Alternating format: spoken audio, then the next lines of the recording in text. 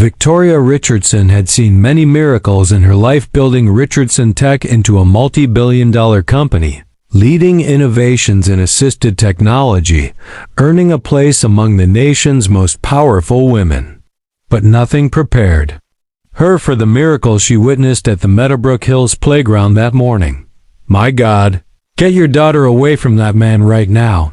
Patricia Whitmore's voice rang out like an alarm bell, slicing through the crisp air. The president of the Residents Association stood rigid, her manicured fingers stabbing toward Marcus Thompson, the 35-year-old gardener kneeling beside Victoria's 7-year-old daughter. Emma silent for 3 years since the car accident that claimed her father had just spoken. One small word, barely a whisper. "Hello." Victoria froze. She had spent millions on specialists, neurologists, therapists. Nothing had worked. Yet, this quiet man, hands still dirty from tending flower beds, had achieved in 2 minutes what years of treatment had failed to do. "Victoria, you can't let her interact with people like that," Patricia hissed, lowering her voice to a conspiratorial whisper, "especially here. What kind of example are you setting?" But Emma wasn't listening. "Mommy, he heard me. He really heard me." Marcus only smiled, packing his worn tools into a box. "It was a pleasure to meet you, little Emma," he said kindly. "Keep using that beautiful voice." As he walked away, Victoria noticed details she'd missed before: scars on his arms, the faint limp in his left leg, and a calmness that wasn't resignation, it was strength. The Whisper campaign by Monday morning. A warning letter awaited Marcus. At the back gate of the condominium, inappropriate behavior with minors. Last warning before dismissal.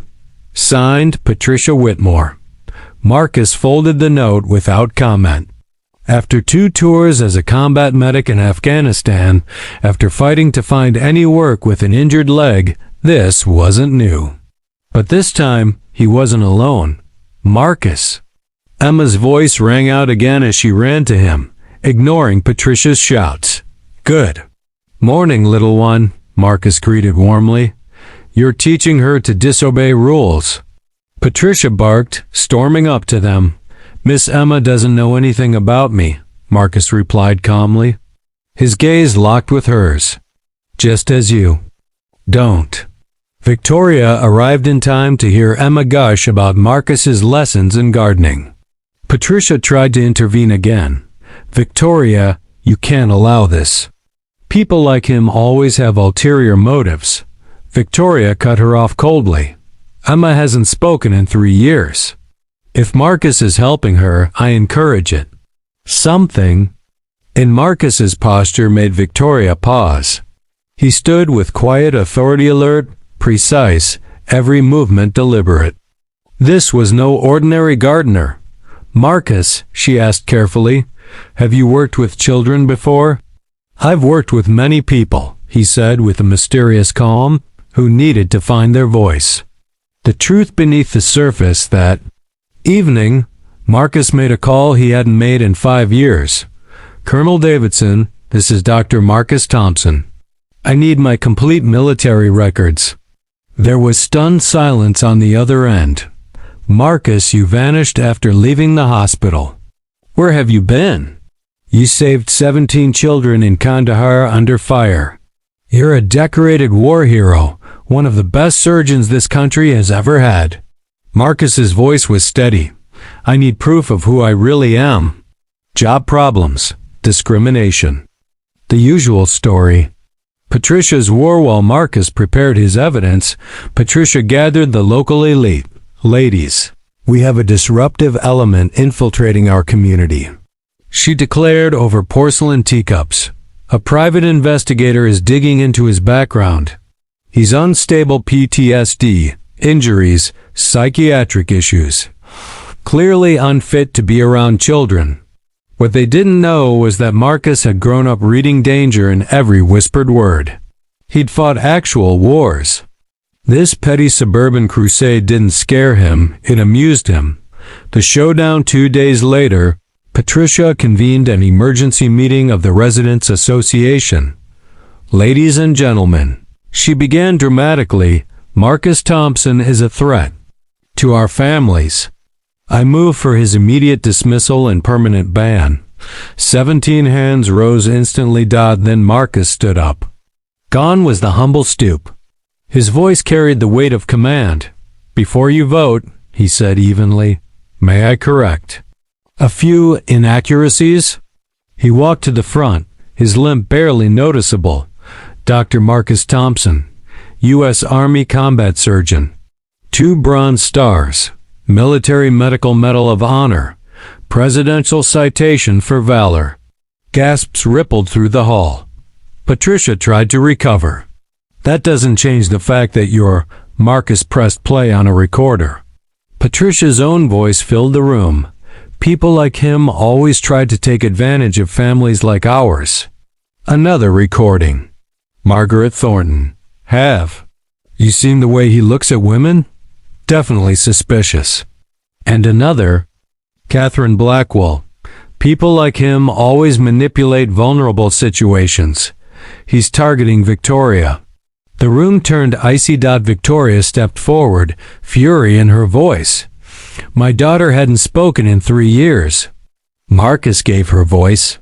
"Back in 2 minutes. I investigated his credentials. He's not only a war hero, he's a Johns Hopkins-trained pediatric trauma specialist. His only psychological issue was 3 months of voluntary therapy after losing a friend in combat. Meanwhile, Patricia Whitmore has been spreading lies and racial prejudice." Marcus finished calmly.